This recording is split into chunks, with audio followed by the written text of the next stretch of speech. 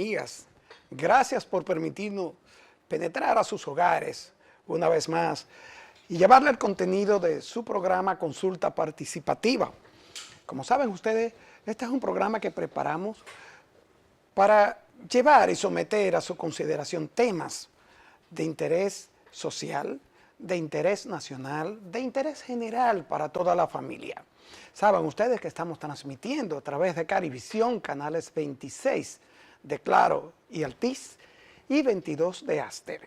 Y que también estamos en este momento a través de Facebook, transmitiendo en directo en Facebook Like.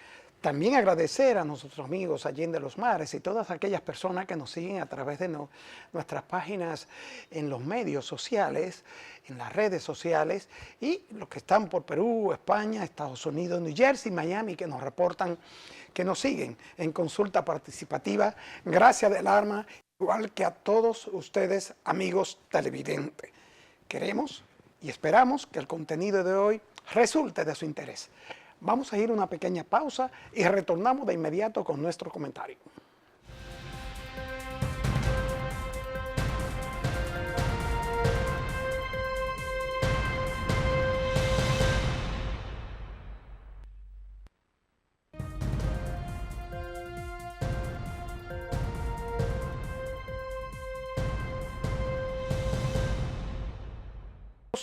Olivares, Cabrera y Asociados, consultores y auditores, asesores financieros, ofrecen servicios de iguala contable, constitución de compañías, leyes laborales, expertos en impuestos sobre la renta y todo lo que tiene que ver con la tesorería de la seguridad social.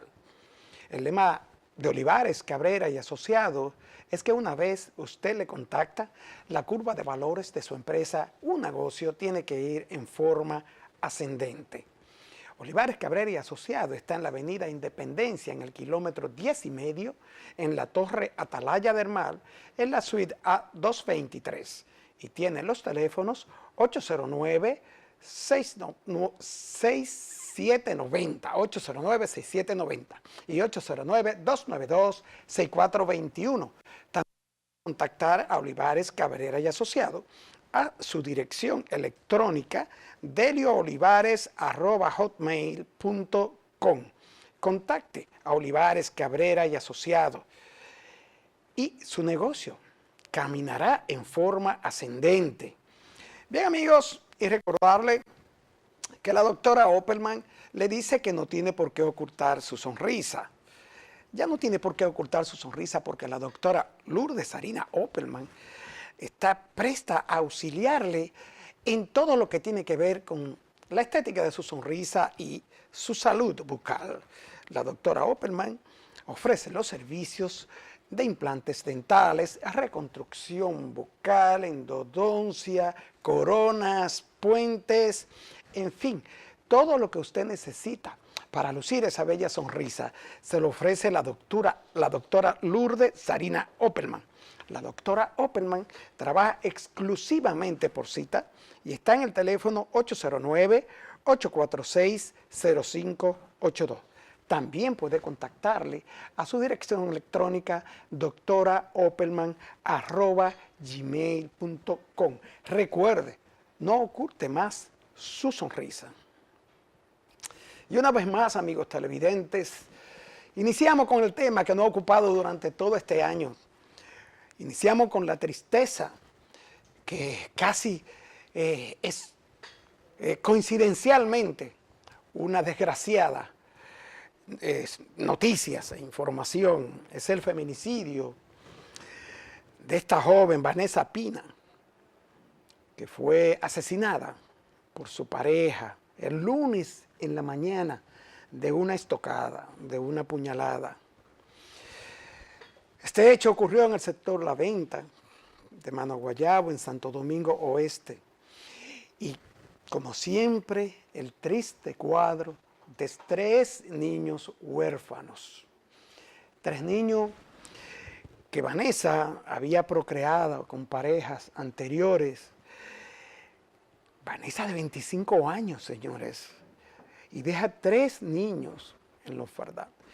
Y su pareja en una discusión, según los vecinos, dicen que acostumbraban a tener discusiones fuertes. En una discusión, este señor la embistió con un puñal y la asesinó. Wilfredo Javier, cuando cometió el hecho, contrario a lo que hacen otros, se dio a la fuga. Pero la misma familia de Wilfredo lo entregó a las autoridades. Vanessa perdió la vida y a Vanessa se le quitó la oportunidad, habiendo sido madre, esposa, compañera, tía, sobrina, prima, y se le quitó la oportunidad de también ser abuela. No eres su dueño, te lo recuerdo, amigo televidente. Ella cuida tus sueños y alegra tu despertar. No la mates, cuídala. Por otro lado, amigo, y siguiendo con este caso, el doctor César Mella se refirió en estos días en una graduación en la que participaba y se dirigió a los presentes con una realidad y una verdad absoluta e irrefutable. El doctor César Mella dice que el país pasa por momentos de desesperanza. Dice el doctor César Mella que la sociedad dominicana está plagada de malos ejemplos que hacen muchas familias totalmente disfuncionales. Y esto que nosotros vemos con la violencia de género, la violencia intrafamiliar, el feminicidio, el irrespeto a los valores mínimos morales, nos dice que el doctor César Mella tristemente tiene mucha razón. Familias que están envueltas, principalmente hasta en la hora de comer, con este intruso de la familia que nosotros mismos llevamos de la mano, que es el teléfono móvil, la tablet que queremos llevarla hasta la mesa de comer. Y muchas veces se nos pasa el placer y pasamos desapercibido qué está haciendo nuestro hijo en la mesa. Y ni siquiera nos damos cuenta qué estamos comiendo realmente, ni disfrutamos la comida. Es verdad, hay muchas familias, doctor César Mella, disfuncionales, y su preocupación es válida, y todos estamos preocupados, muchos estamos preocupados por esto. Es un drama de salud mental, como usted lo señaló, César Mella. Respaldo, consulta participativa, respalda eso que usted le dijo a esta sociedad y que usted había hecho anteriormente, lo había dicho, y se refirió al caso de Emily Peguero, que ha roto el corazón de la sociedad dominicana. Porque el caso de Emily Peguero no es un caso individual desapercibido de una pobre muchacha pueblerina asesinada. Es el caso de una sociedad lacerada, de una sociedad herida de muerte con este caso. Y que la justicia, y como siempre digo, no quiero ni nos constituimos, ni nos creemos jueces, ni que tenemos la verdad. La justicia en el caso de la madre de Marlon, aparentemente la trató con benevolencia. Muchos juristas, muchos especialistas, jurisconsultos, han dicho que el tribunal actuó conforme a la ley en lo que tiene que ver con el asunto de la complicidad, pero la sociedad no ha quedado conforme y la sociedad también representada por el magistrado procurador general de la República, Jean Alain Rodríguez, ha dicho que van a apelar la sentencia. En este programa no queremos ni felicitar a los acusadores de Marlon y Marlene, ni a la defensa, ni al tribunal. Queremos felicitar a una sociedad que se empoderó de este crimen. Queremos felicitar a todos aquellos que como consulta participativa se hizo eco de este crimen, que bien pudo haberse intentado tapar y que quedara en la impunidad. La sociedad tiene que empoderarse. Tenemos la obligación, por nuestro bien moral, por nuestro bien, por nuestro sustento, por nuestro futuro, por el futuro de nuestros hijos y la formación de nuestra familia. Y eso que dice el doctor Mella, de familias disfuncionales. Tenemos que empoderarnos. Tenemos que buscar la manera de acabar con casos como este, de rescatar las autoridades adolescentes en un cabaret.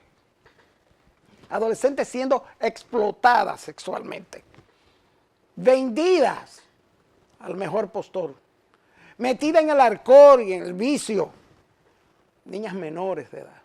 Y eso tiene que denunciarlo todo el que se entere, y tiene que denunciarlo la sociedad en su conjunto. Y tenemos que respaldar la acción de la autoridad. En casos como esto, de estas 5 niñas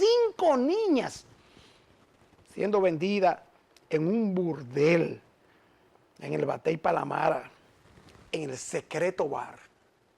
Allí fue apresado su dueño, el administrador y el hijo. Tenían a las niñas secuestradas.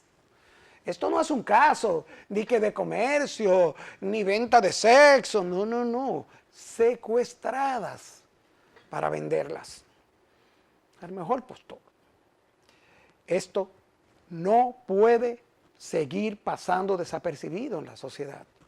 Tenemos la responsabilidad como dominicanos, la obligación como dominicanos de tomar parte en este asunto, al igual que tiene la autoridad de la responsabilidad de investigar a profundidad el caso del secuestro, el supuesto secuestro del doctor Pedro Ureña, sus hermanos y sus compañeros, por una banda, que ahí están las fotos y los videos, de haitianos armados, con machetes, como le llaman, vaciados, casi espadas, despojarlo de sus motores, de sus motocicletas, y retenerlo por espacio de 2 horas, y según versiones de prensa, en la presencia de la autoridad militar. Esto tiene que investigarse, y esto tiene que aclararse, porque, ojo, todos estamos expuestos. Vamos a una pequeña pausa y venimos con nuestro invitado.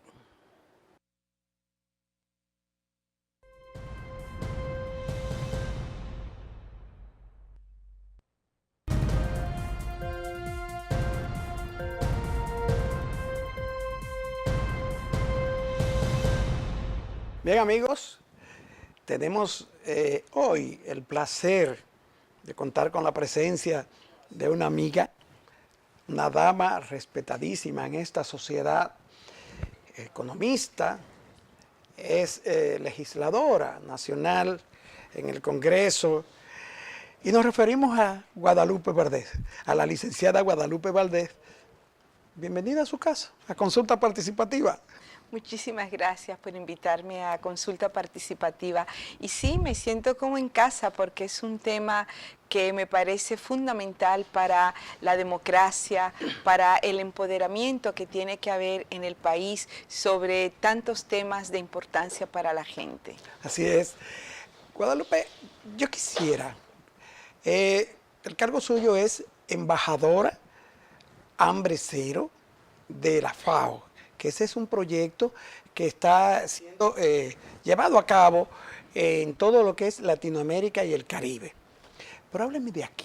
Vamos a hablar comenzando de aquí. Explíqueme primero en qué consiste el proyecto, y sé que ya van en unos niveles de desarrollo, pero aquí, dígame en extenso, ¿qué estamos haciendo?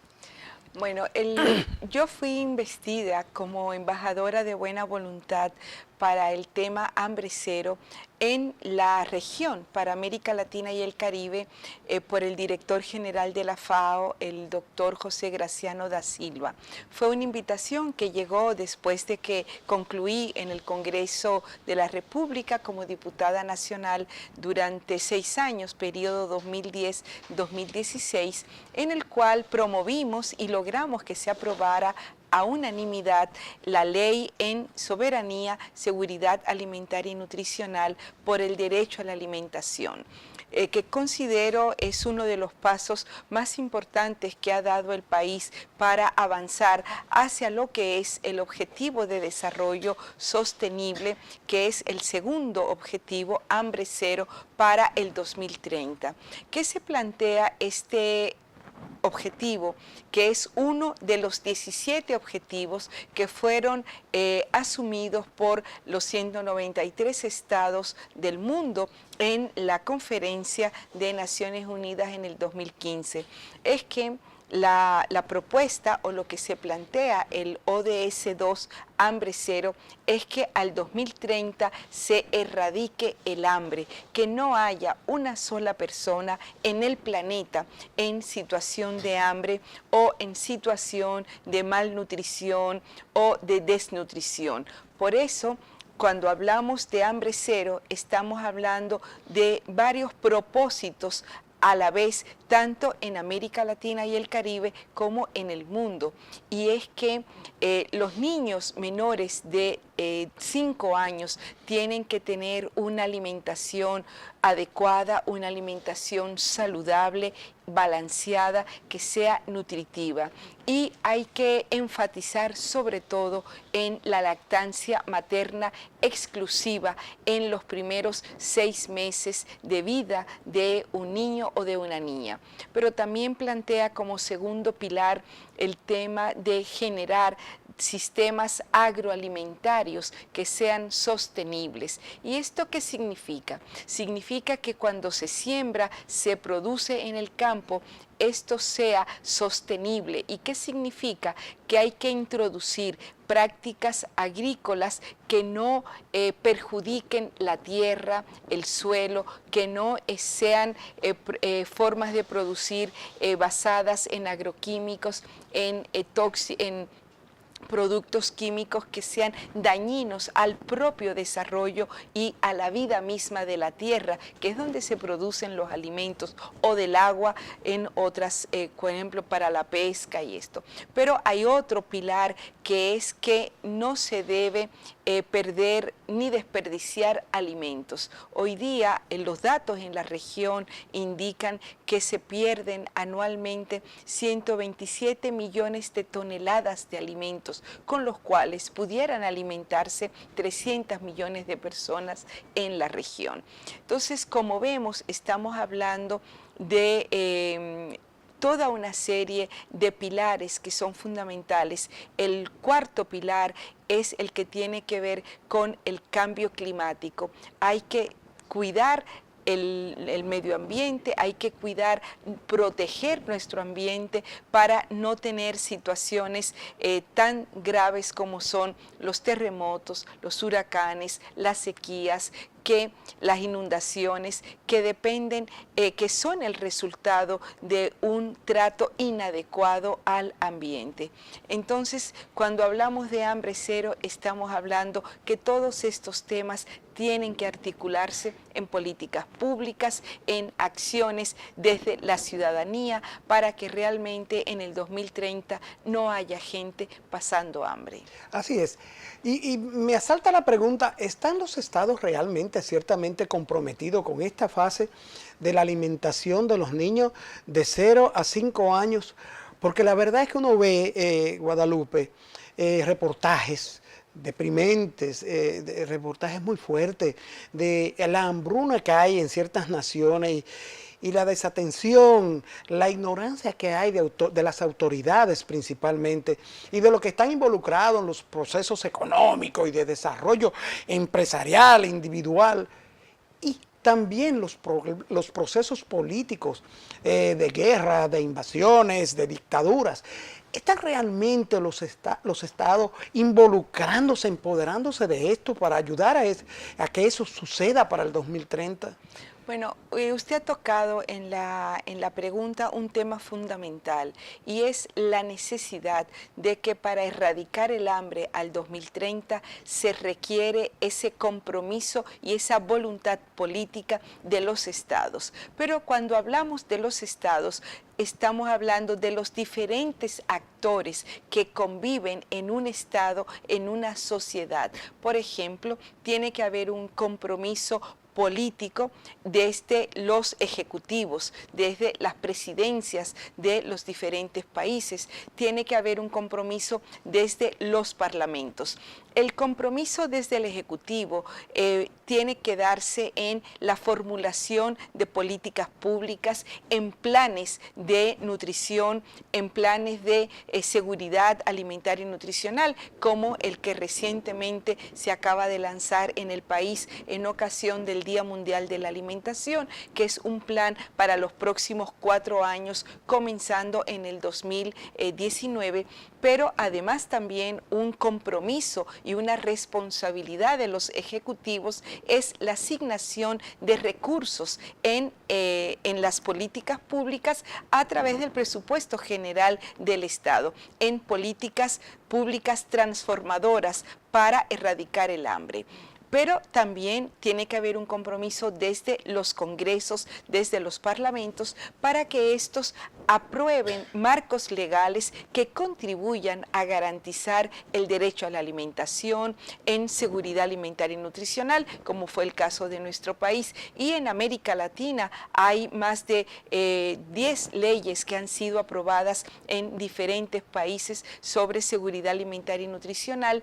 En otros países se ha avanzado en alimentación escolar. Recientemente, por ejemplo, en Guatemala se tomó un marco legal en temas de alimentación escolar para garantizar que la alimentación escolar sea un derecho de los niños y las niñas, en marcos legales para que los agricultores familiares puedan vender sus productos a través de las compras públicas a el Estado nacional, pero también marcos legales, por ejemplo, para que los ciudadanos puedan saber qué es lo que van a consumir, mejoras, mayor información a través de las etiquetas, de que las personas sepan que cuando consumen un producto ultraprocesado, saturado en sales, en azúcares y en grasas, eso es dañino para su salud,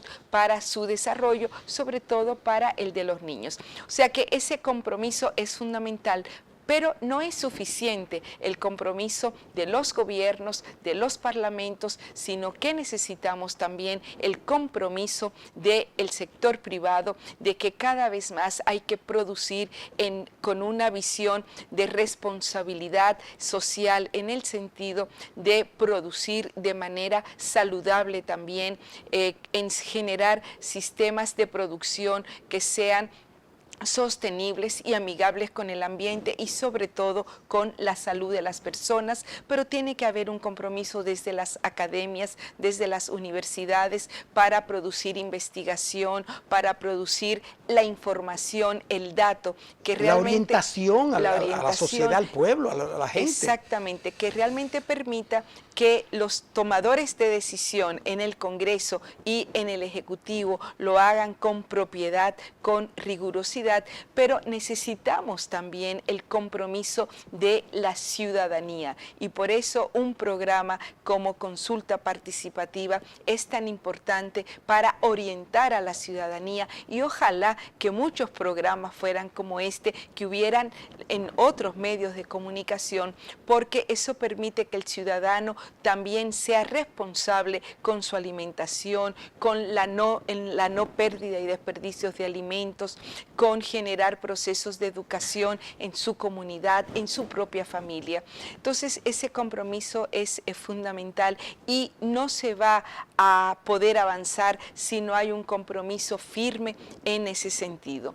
Hay temas que usted mencionaba también, por ejemplo, los conflictos hoy día a nivel de la región. Por esta razón se constata que es una de las causas por las cuales en América Latina y el Caribe está aumentando el hambre. Nosotros ahora nueva vez tenemos 42 millones de personas en América Latina y el Caribe en situación de hambre, lo cual 42 millones. Sí, lo cual es sumamente preocupante. O sea, yo estuve viendo una de esas estadísticas, no sé si están correctas, pero estuve viendo que en lo que respecta a la prevalencia en nuestro país, del 2014 al 16 o al 17 hubo una baja hasta el 13.5%, ¿no? Sí, porque del nosotros, hambre. si estamos hablando, por ejemplo, de la década del 90, tuvimos situaciones sumamente alarmantes en términos de subalimentación, en algunos casos provincias que llegaban al 25, 28, 30% en esta situación. En los últimos años, en estas 2 últimas décadas, ha habido una disminución y ahora estamos en el 13.5%. Ese dato que usted tiene es totalmente el dato que se está manejando desde organismos internacionales que hacen la medición a nivel internacional y que, valga la aclaración, el último informe del panorama de seguridad alimentaria y nutricional que fue lanzado en septiembre en FAO Roma, este informe ya no es solo un informe de FAO, sino que es la Organización de las Naciones Unidas para la Alimentación y la Agricultura, sino que fue un informe interagencial. ¿Qué quiere decir esto? Que ese informe ya fue elaborado por expertos especialistas tanto de la FAO como de la OMS, la Oficina Mundial de la Salud, que también es de Naciones Unidas, la OIT, la Organización Internacional del Trabajo, el Programa Mundial de Alimentos y UNICEF, que es la Organización de Naciones Unidas para la Infancia. Entonces, estas agencias se unen, forman una alianza estratégica y producen este informe que es el que trae el dato que usted señala de 13.5%. ¿Qué significa eso en términos absolutos para la República Dominicana? Que aún tenemos 1.200.000 personas exactamente en situación de subalimentación. ¿Qué significa esto? Que hay personas que cada día no logran consumir los alimentos necesarios en términos de proteínas, de carbohidratos, que le den la energía necesaria para tener una alimentación saludable. No quiere decir que hay personas en situación tan grave como hay, por ejemplo, en Haití o en Guatemala, donde hay personas que no consumen ningún alimento, que están, por ejemplo, en Haití tenemos un 47% de personas en situación de inseguridad alimentaria, casi el 50% de la población de Haití. En nuestro caso son personas que pueden consumir algún alimento, pero que no están siendo alimentadas de manera sana y saludable. Personas que, por ejemplo, pueden consumir una vez al día arroz y que a veces pueden saltarse una de las 3 comidas, que no tienen una comida, desayuno, alimento y almuerzo y cena, personas que quizá no están consumiendo, por ejemplo, lácteos si son infantes o si son adolescentes, o que no están consumiendo las proteínas necesarias que puedan venir de la carne, o que no están consumiendo las verduras y las frutas necesarias porque tienen una alimentación más basada, por ejemplo, en pastas o en víveres. Entonces, todo eso se toma en cuenta cuando se hace este tipo de cálculo que usted señala para el país. Sí, y me salta la idea, Guadalupe, del asunto de que los estados tienen que entender, los países, los gobiernos, los responsables, las autoridades tienen que entender que la inseguridad alimentaria es una promotora y propaga la enfermedad, propaga la insalubridad. Y también hay datos muy alarmantes con respecto a eso en Latinoamérica. Sí, bueno, justamente por eso cuando hablamos del tema de seguridad alimentaria, ya no lo estamos haciendo como se hacía hace una década o 2, donde se veía solamente el tema de la producción de alimentos. Hoy justamente es el enfoque que usted le da de que el tema de seguridad alimentaria y nutricional tiene que ver con el tema de la salud, porque cuando se invierte en a una alimentación adecuada, saludable, estamos además previniendo enfermedades. Y entonces eso permite cambiar el sistema de salud de un sistema curativo, de un sistema que trata enfermedades, a un sistema que previene la enfermedad, y eso hace que los estados ahorren cuantiosos recursos en el tema de la inversión en salud. En el caso, por ejemplo, nosotros tuvimos en el 2014 la visita del doctor Fernando Monkenberg, que fue un médico que hoy tiene más de 90 años, aún vive en Chile, que fue el que inventó con su equipo de trabajo en una comunidad chilena, algo que usamos de manera cotidiana todos y todas cuando un niño tiene diarrea, que es ese suerito que se le da, que se compra en botica y tal. ¿Qué ocurre? Eso fue descubierto por su equipo de salud.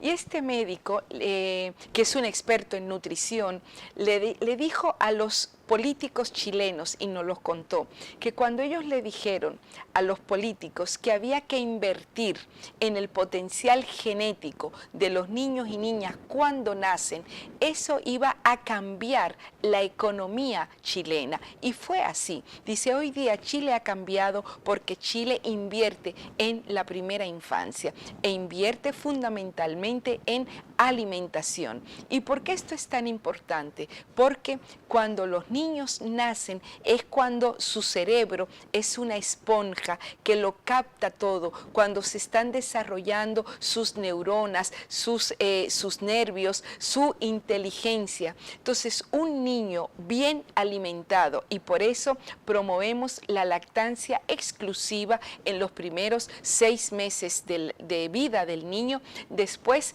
continuar con la lactancia materna, aunque se le dé ya una alimentación complementaria hasta el año o 2 años de vida de ese niño, porque eso es fundamental. Pero cuando el niño ingresa a la estancia o al círculo infantil o a su primera escolaridad, el niño tiene que seguir teniendo una alimentación rica en carbohidratos, en proteínas, en frutas, en vegetales, para que ese cerebro se desarrolle. Si invertimos en esos niños en la primera infancia, vamos entonces a tener seres humanos más sanos, más saludables, con más energía, más enfocados en lo que tienen que hacer, y serán ciudadanos y ciudadanas para servirle a la sociedad y no para servirse de ella. Sí.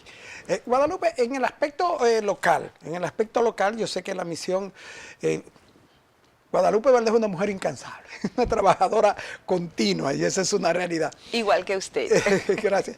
En plano local, el Estado ha tomado varias medidas, el gobierno, en relación con el asunto de, yo veo las salas para amamantar en los lugares públicos, el asunto de la alimentación en las escuelas. ¿Qué tan efectivo y qué tan beneficioso ha sido esto del 4% para la educación en ese sentido, en el sentido de la alimentación del estudiante? Sí, yo creo que hay cambios importantes en el país, algunos que son resultados de procesos propios que ha llevado el país, algunos están vinculados a diríamos, las líneas que se están dando también en la región, en América Latina y el Caribe. Por ejemplo, erradicar el hambre al 2030, es uno de los objetivos de desarrollo sostenibles impulsado por las Naciones Unidas, pero que el país asume, y que entonces se está trabajando en cuáles son las metas que tiene que darse el país, porque una de las características de los objetivos de desarrollo sostenibles con respecto a los objetivos de desarrollo del milenio es que cada país establece sus propias metas en función de su propia realidad. Por ejemplo, la realidad de República Dominicana no es la realidad de Haití, aunque vivamos en la misma isla. Son 2 realidades distintas y cada país tiene que abordarlo con sus propios indicadores, con sus propias metas, sus propios objetivos. En el caso, por ejemplo, de la alimentación escolar, ha habido yo diría que un cambio trascendental. Yo recuerdo cuando estaba en el Ministerio de Educación, que fui viceministra encargada de participación comunitaria, en aquel momento la inversión en alimentación, en desayuno escolar, era de 2.800 millones anualmente. El encargado de presupuesto, que sigue siendo el mismo en el ministerio, David Lapex, decía en aquel momento que esa era la transacción económica más importante de la República Dominicana. Hoy día, la inversión en alimentación escolar, resultado de la tanda extendida, de la jornada extendida, es de 23.000 millones de pesos. 23.000 millones en alimentación. Solamente en alimentación escolar. Entonces, el 4% ha servido también para poder aumentar la alimentación a jornada extendida, pero también por otras acciones que se están dando. Ha habido un acompañamiento, en este caso, de la cooperación brasileña para, a través de un proyecto de FAO, para que el enfoque con el cual se dé el desayuno, la alimentación escolar en los centros educativos, sea con un enfoque de derecho, donde la participación de la ciudadanía, de las familias, es fundamental. Y ahí la vigilancia social, el control social para la calidad, para la forma como se distribuye la alimentación, para que esa alimentación sea comprada a los productores locales, que hay un piloto en la provincia de Monteplata, pero hay que pasar a generalizarlo a todo el país. Licenciada, vamos a hacer una pequeña pausa porque ese punto me llama mucho la atención y yo quiero que lo tratemos un poquito más, eso de la cooperación brasileña y de identificar y de que la familia participe en este tipo de proceso de alimentario del estudiante. Volvemos en breve.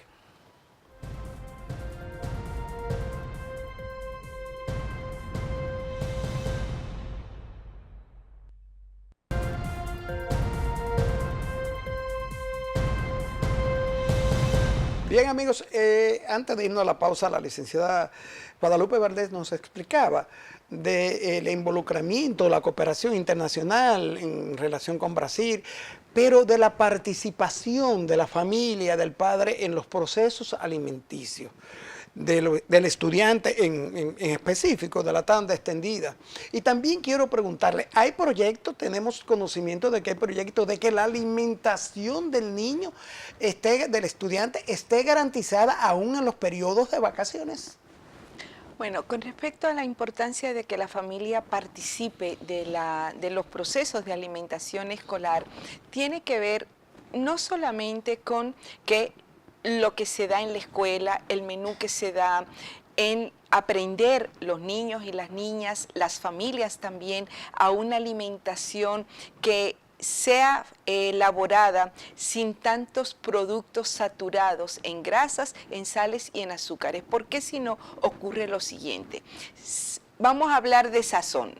Si el sazón de la escuela es un sazón más saludable, cuando al niño en la casa, en el hogar, le den una comida frita en mucho aceite, mucha salsa, mucha sopita, sopita la carne, sopita la habichuela, entonces, sopita el locro. ¿qué va a pasar? Que el niño le va a gustar más la comida de la casa que la comida de la escuela. Eso es correcto. Entonces, las familias tienen que involucrarse para también ir cambiando las formas con las cuales se cocinan los alimentos. Hace poco el INAIPI lanzó una campaña, el INAVIE, el Instituto Nacional de Bienestar Estudiantil, lanzó una campaña de unas cápsulas de la chef Catherine Lemoine, que son excelentes, porque ella enseña a cocinar platos saludables como es el sancocho, como es el locrio, como es el arroz, la ensalada, la berenjena, de manera saludable. Entonces hay que ir caminando de manera simultánea, enseñar a los niños, pero enseñar a las familias también a cambiar la forma de sazonar la comida para sazonarla de manera más con productos naturales. Ella dice, por ejemplo, cómo se puede aprovechar el apio desde desde la hoja, pero también el tallo, que tiene tantas vitaminas, tantos minerales. Entonces, eso es sumamente importante. Pero también es importante que desde el Ministerio de Educación se